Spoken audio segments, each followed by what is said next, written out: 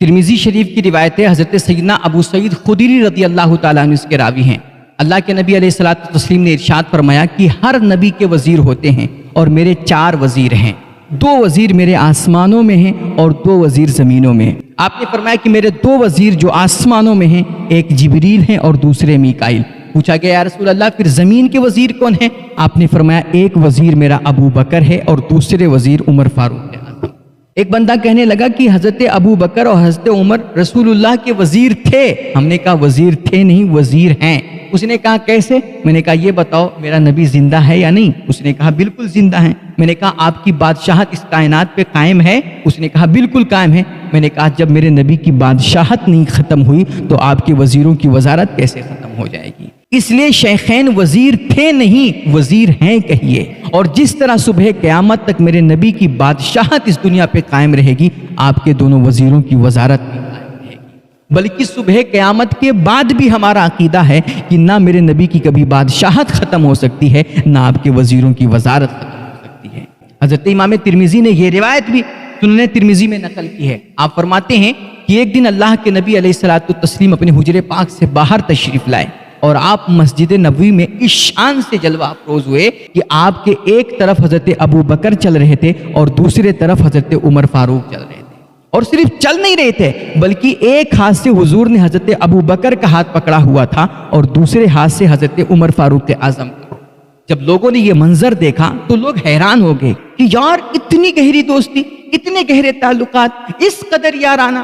جب حضور نے لوگوں کی حیرت دیکھی تو آپ مسکرانے لگے اور آپ نے مسکرا کے فرمایا ہاکذا نبعث یوم القیامہ، کہ تم اتنا ہی دیکھ کر کے حیران ہو، اتنے پہ ہی تم حیرت زدہ ہو گئے؟ سنو، قیامت کے دن جب ساری دوستیاں ٹوٹ جائیں گی اور سارے تعلقات ختم ہو جائیں گے، اس دن بھی ہم اللہ کی بارگاہ میں اسی طرح ایک ساتھ پیش ہوں گے۔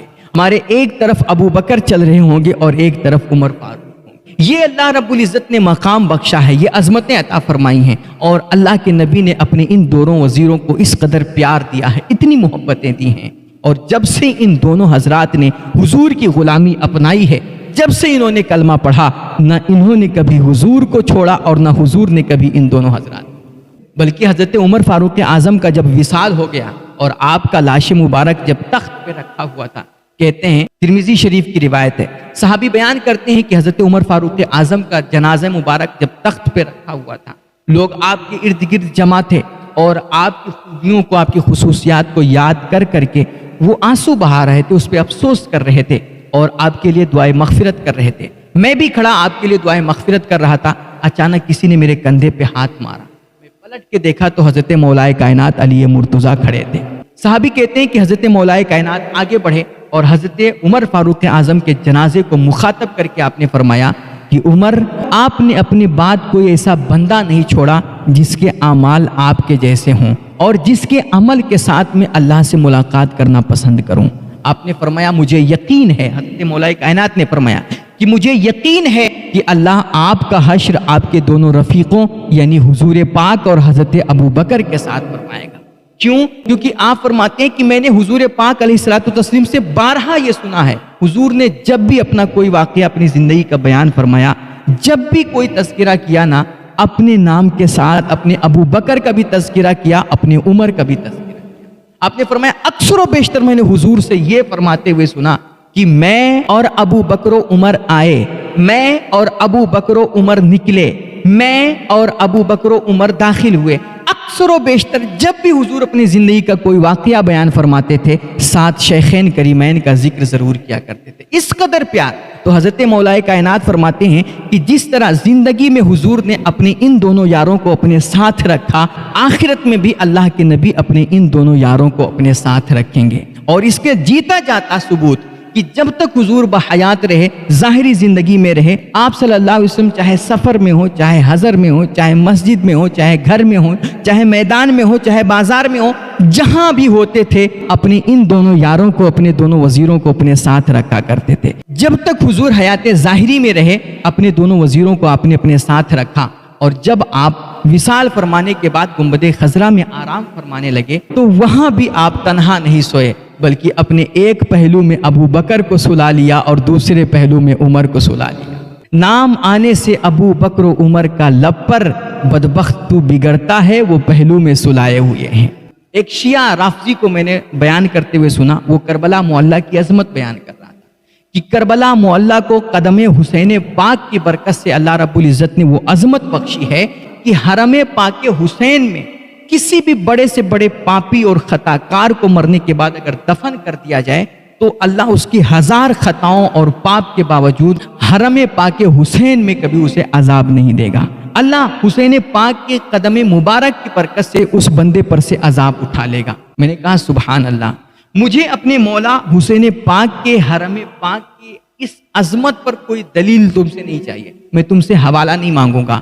میں کہتا ہوں میرے آقا حسین سے منسوب دنیا کی جتنی بھی عظمتیں ہیں میں اسے بغیر دلیل کے بغیر حوالے کے تسلیم کرنے کو تیار ہوں، کیونکہ ہمارا عقیدہ ہے کہ دنیا کوئی ان کے بارے میں غلو تو کیا، ان کی کما حق وہ شان ہی نہیں بیان کر سکتی جس شان کے اصل میں وہ مستحق ہیں، جن عظمتوں کے وہ مالک ہیں، صرف وہ عظمت ہی نہیں بیان کر سکتی۔ تو یہ چھوٹی موٹی عظمتیں تو ہم بلا چھوچنا تسلیم کرتے ہیں۔ ہم نے کہا تمہاری یہ بیان کردہ عظمت اور فضیلت ہمیں دل و جان سے قبول ہے، لیکن یہ بتا اگر حسین پاک کی قدم مبارک کی برکت سے اللہ سرزمین کربلا کو یہ عظمت بخش دیتا ہے کہ وہاں پر پاپی سے پاپی بندہ بھی دفن کر دیا جائے تو اللہ اسے کبھی عذاب نہیں کرتا۔ اگر حسین پاک کی قدم مبارک کی یہ برکت ہے تو پھر جہاں پر حسین پاک کے نانا کا قدم مبارک لگا ہو، سوچو زمین کے اس حصے کی کیا شان ہوگی، اس کی کیا عظمت ہوگی۔